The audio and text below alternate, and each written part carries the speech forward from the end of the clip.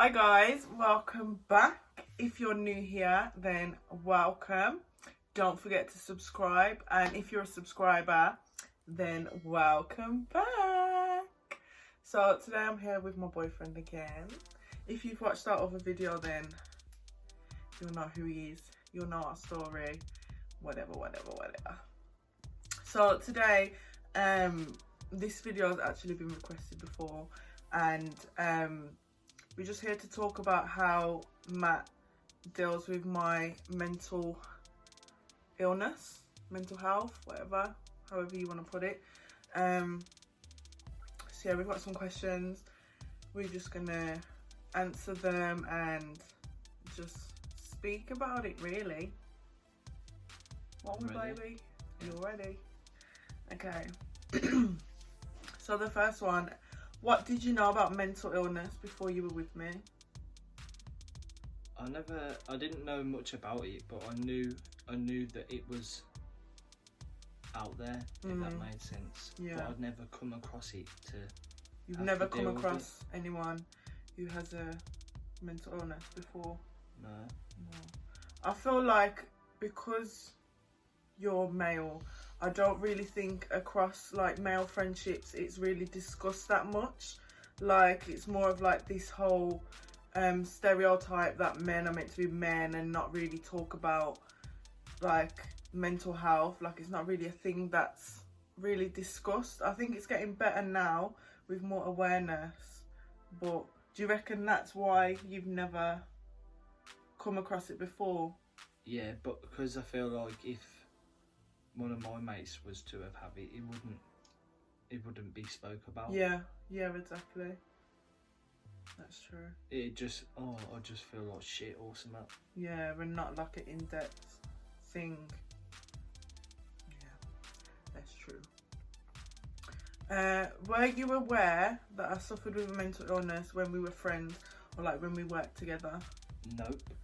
Because I never used to see you a lot, did I? You used to work weekends, and then every time I used to see you, I used to look so happy. You used to talk to everyone and just keep it hidden, which you shouldn't have to do. But yeah, it is hard, but once it's there, then people know, don't they? But and I think a lot of people didn't really know until I made that video. Because it's like one of them things you just put up a front, and because you don't want people to know, you don't want people to ask you about it, like especially at work when it's people that you don't really speak to a lot outside of work. You don't want to tell them all your shit. Definitely. Did you ever notice my scars before I talked about it to you? No. Not at all? No, I think I'd seen them like once or twice, but it wasn't anything that was like, oh my god, like. Which ones? On your arm. When? When we used to work at. You saw them, but you didn't think anything of it? No, I didn't say anything about it. But you noticed them. Did you know like what they were, or did you just look at them and think, oh, they're just scars? No, I knew probably what they were because of, but I didn't think to bring it up and mention why, because that's not something I would have said, was it? Yeah. For you to just, oh yeah, Matt's here, I don't see him a lot, but I'm just gonna open up about my whole life and tell him. Especially when you really didn't have any knowledge about mental illness before that. Like, with me, I would notice people's scars and then not mention it, but just like look out for them on the low, because obviously I know what it's like.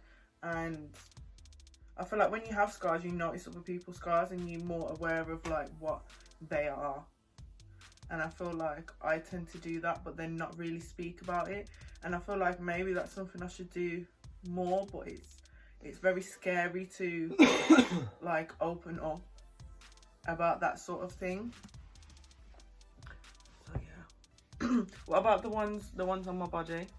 Like when you first saw me naked. They're not, this sounds bad to say, but they're not that visible. Like some of them are, but it's not like it'll catch my eye and it's like, oh my god, there's a scar. It's, you just get used to it and then just, because it's part of you. True. When was the first time you were aware I had a mental illness?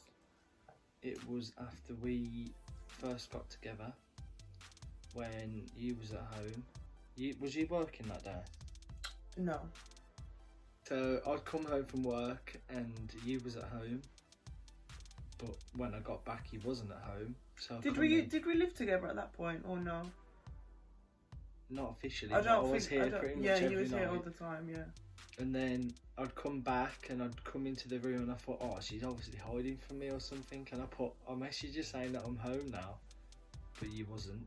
And then you messaged me like, oh no. So I thought, oh, you've got to be here somewhere. And then I looked everywhere and I could not find you. And then you messaged me saying that you was in your car. So I went out to you. Obviously I was proper worried, so I just went to you, sat in the car, and when I seen you crying, it's one of them, like, I didn't want to speak, so I just sat there with you, and then you just fell into my arms and just broke down. And then I just stayed with you and brought you back in, and I just sat and spoke to you, didn't I? Yeah. So that day was really hard. I don't know why or because of what. I don't know what triggered it, but like my mood just plummeted. Just like all of a sudden just plummeted, and I was very triggered. Like I didn't really want to be here, and I thought, let me get out of the house, because if I was going to be in the house, I would have done something. So I just drove my car, parked up somewhere, and just like cried, and like it was really sad. I actually like took a video while I was like in the car, just to try and like speak about it. Maybe I'll put the video in. I don't even know what to say.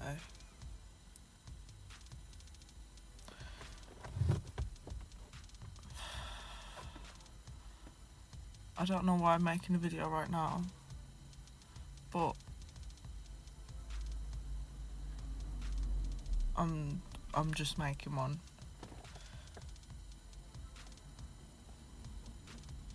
It's hard when you're dealing with something and it's like you don't even understand it yourself.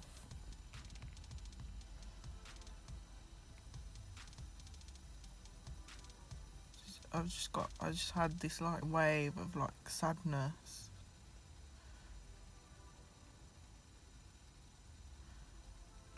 And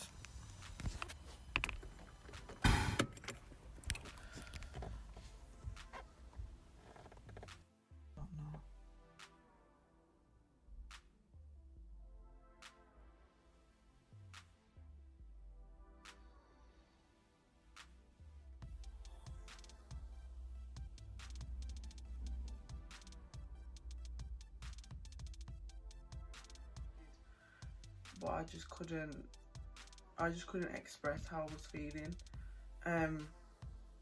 So yeah, and then I drove back. I saw that Matt's car was there. I didn't want him to see me like how I was, because obviously he'd never seen me like that before. And he came out to the car, and I just started crying. I just done my fake tan as well. I had streaks down my face, like. But he just came and he just hugged me and told me that everything was going to be okay, and it did make me feel better. It made me feel like I was at home.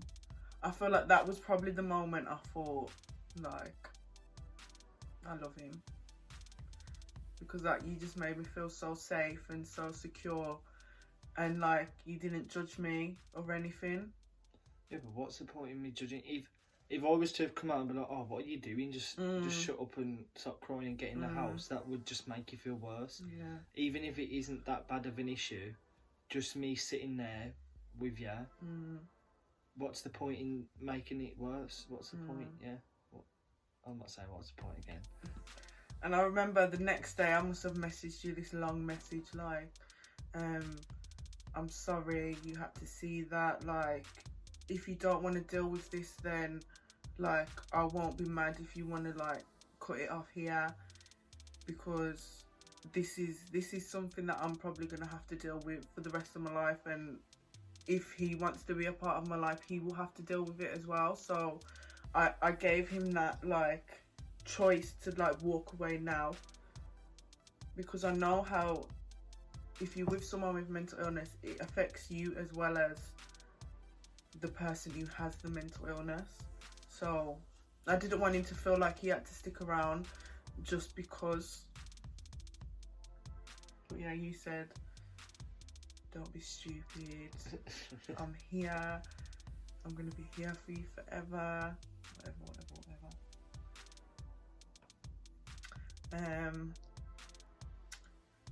Did you consider leaving me because of my mental illness to make your life easier?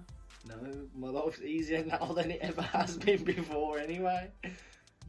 No, it's people.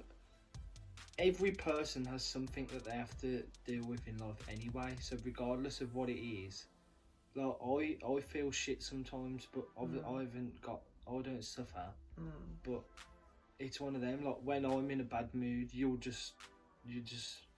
it's something that happens everywhere, so you'll just deal with it, or work around it, or help. So what's the point in me leaving, because it's not going to change anything. Yeah, I love you. How do you think it affects you? It doesn't. It doesn't? No, at first it did, because I used How to think... so? I used to come home and then you didn't used to speak, did you? Because sometimes you just like to sit there in the quiet, and I was like, oh, what have I done? Yeah. What have I done now? You always used to think it was about you, and I feel like it took a lot for me to like convince him that sometimes I just feel like this and it's not because of him. Like, it's just, I just feel that way. And it took a lot for him to realise that, because he always thought that he'd done something wrong, or like I was upset because of something he's done. But a lot of the time I just need my space in my head to think and to like make myself feel better. And I think as well, I've had to tell you that although you make me happy, like you cannot cure me. Yeah. And no matter like what he does to make me feel better, which he does so much, but no matter what he does, I'm still gonna have this, no matter how many gifts he buys me, no matter how many times he tells me it's gonna be okay. Like, sometimes it's just not okay, and there's nothing that he can do that will make it better. It's about me and what I need to do to make myself feel better and get over like this hurdle. Yeah, but I've learned that there, and you're getting better. Getting better. Defo. Okay, next question. Now I'll just sit there and sometimes we'll just sit there in silence, because he knows that I don't want to speak. I don't want to like communicate. I don't want any affection. I just need like me time. I just need to be still, be quiet, and just reflect. But even that one time when I said, oh, do you want me to go like stay at my nan's? You was like, no, I still want you here. Just having you there makes a difference. Yeah, so. Definitely. What do you know now about mental illness that you didn't know before? In what sense? Like, obviously you said before you didn't really know anything. Like, now, what have you learned from being with me about? Not just you in general, but I've realised a lot of people have it. And there needs to be there needs to be more ways that people can get help for it. Because some people aren't as strong as you and will go there, but it's not as hard to deal with for people who are with somebody who has it to deal with. Does that make sense? Yeah. So it's not as difficult to be with someone with mental illness as people think. But I think that's because not a lot of people are like you.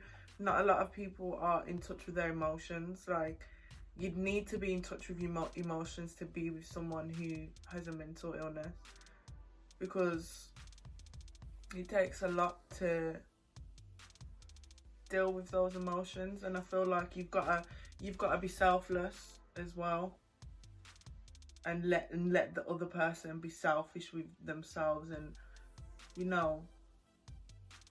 that makes sense. I don't think you answered the question. What was the question? What do you know? Oh, you did sort of, didn't you? Okay. Do you have any advice for someone who is in a relationship with someone with a mental illness? Yeah, when they're down or don't want to talk or don't reply or don't message you, it's not your fault as much as you think it is, because that's what I used to do, wasn't it? Just message, even that little message like, oh, it's going to be alright, I'm here for you, will make them feel a lot better.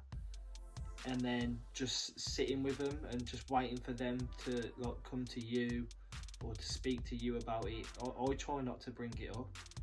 If you message me like you're feeling down, I'll try to bring something else up that'll make you think of like good things.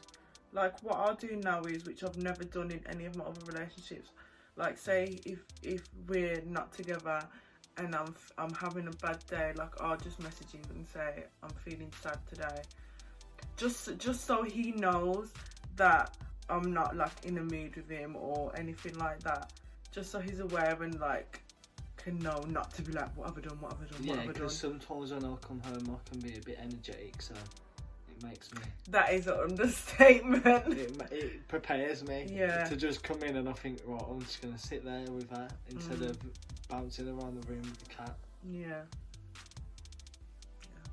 Any other advice? Yeah, just anybody who suffers or is with somebody who's suffering, just be there for them and just speak about it to each other, and then just communicate about it. Communication is key. And my question to you is, how does it make you feel when you suffer to have somebody else there? It makes me feel less alone. Like, I know I'm not alone. I used to feel alone quite a lot,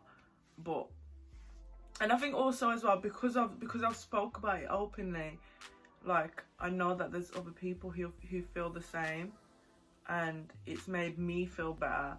And I feel like you've given me the confidence to speak about it and like be more open about it. So I feel less alone, and I know there's people out there who watch my videos who also don't feel alone now, because they know that like there's someone out there talking about it who they can relate to, and I think that's important.